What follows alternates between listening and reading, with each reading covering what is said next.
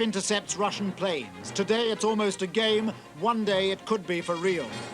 To give even earlier warning, Britain's been developing our own Nimrod flying radar station.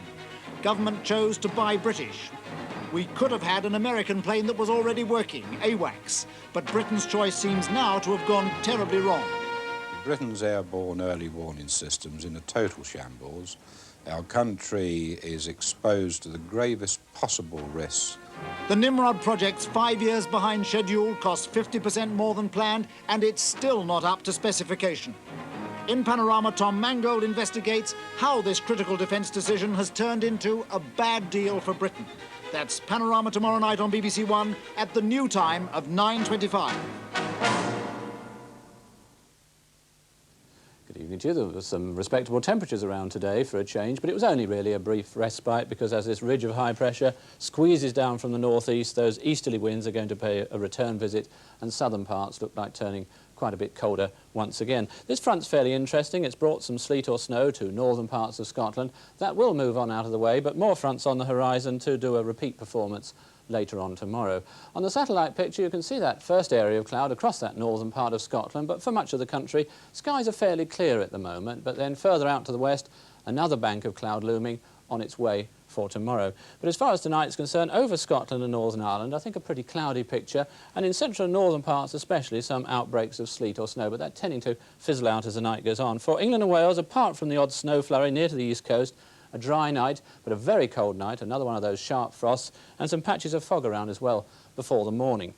I think that fog, though, will thin during the morning, and for much of the country, settling then into a dry day, a bright one with some sunshine, but very cold again, especially in southern parts where temperatures will only creep up to about 1 degree centigrade, 34 degrees Fahrenheit. In the more central and northern parts of Scotland, staying pretty cloudy, a little snow about to begin with, and rather more in the way of sleet or snow late in the day. Well, that's the actual end of the forecast, but as far as the weathermen are concerned, tonight is a very important night indeed because it marks a complete change in the weather. We're going to say goodbye to all these magnetic symbols. We're going to say goodbye to this magnetic licorice, or as Ian calls it, his knicker elastic. We're going to say goodbye to these highly sophisticated satellite pictures sitting here on a music stand, the pointer down there below, because we're going all electronic, and we'll be able to show you from tomorrow the way the weather systems are going to develop and move in the days ahead. And we'll be introducing it by means of a small programme. It'll be shown on BBC One, first of all, at 12:10, and again in the late evening at 11:40. We're also going to show the programme, it's called A Change in the Weather, on BBC Two at 7:30. Well, that's all from me. All that remains is for me to wish you all a very good night and say goodbye to all this.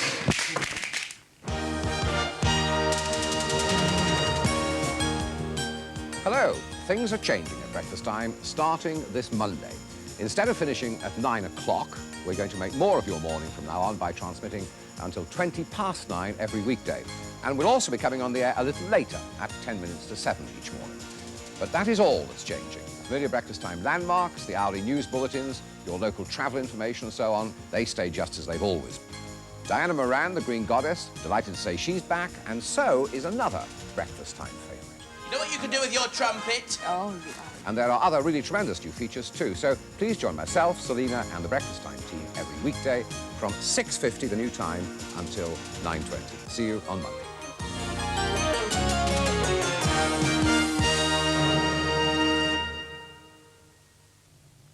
Now, on BBC One, we discover that fact can often be stranger than fiction. And after all, that's life.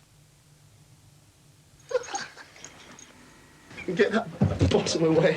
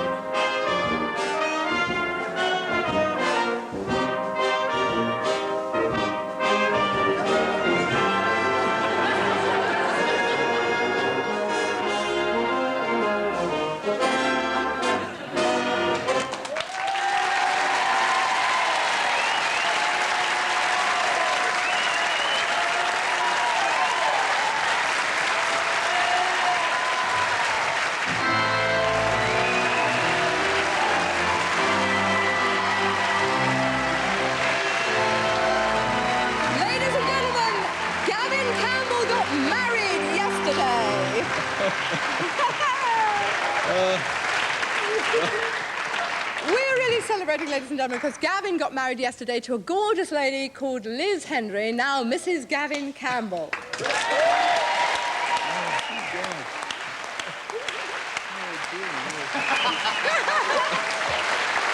we'd rehearsed a completely different opening to the programme, so Gavin didn't know we were going to do that, but we do wish you every happiness, Gavin, because you know, ladies and gentlemen, Gavin's life as a single man has been pretty grim.